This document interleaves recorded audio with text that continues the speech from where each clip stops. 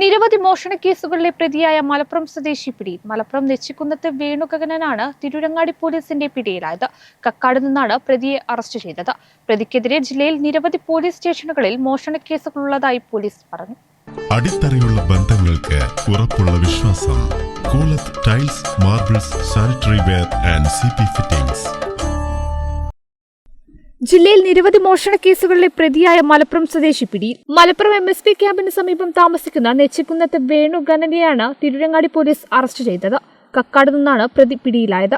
June 18-ന് Chemmad Kozhikode റോഡിലെ മാനിപ്പാടത്തുള്ള petrol പമ്പിൽ നിന്നും 8,000 രൂപയും ജൂൺ 1-ന് കക്കാട് പിട്ടാപ്പിള്ളി ഏജൻസി എന്ന സ്ഥാപനത്തിൽ നിന്നും 31,738 രൂപയും ഏപ്രിൽ 12-ന് പരപ്പനങ്ങാടി റോഡിലെ പെട്രോൾ പമ്പിന് മുൻവശത്തുള്ള റിട്ടയർഡ് ഉദ്യോഗസ്ഥന്റെ വീട്ടിൽ മോഷണം നടത്തി 40,000 രൂപയും പ്രതി കവർന്നിരുന്നു.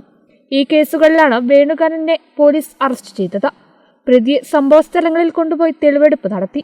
വേണുഗഗനെതിരെ താനൂർ, പരപ്പനങ്ങാടി, വേങ്ങര, മഞ്ചേരി, മലപ്പുറം, പെരിന്തൽമണ്ണ തുടങ്ങിയ പോലീസ് സ്റ്റേഷനുകളിൽ നിരവധി മോഷണ കേസുകളുള്ളതായി പോലീസ് പറഞ്ഞു.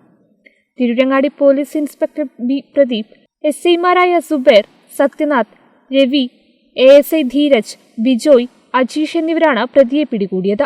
കേരള വിഷൻ, തിരൂരങ്ങാടി.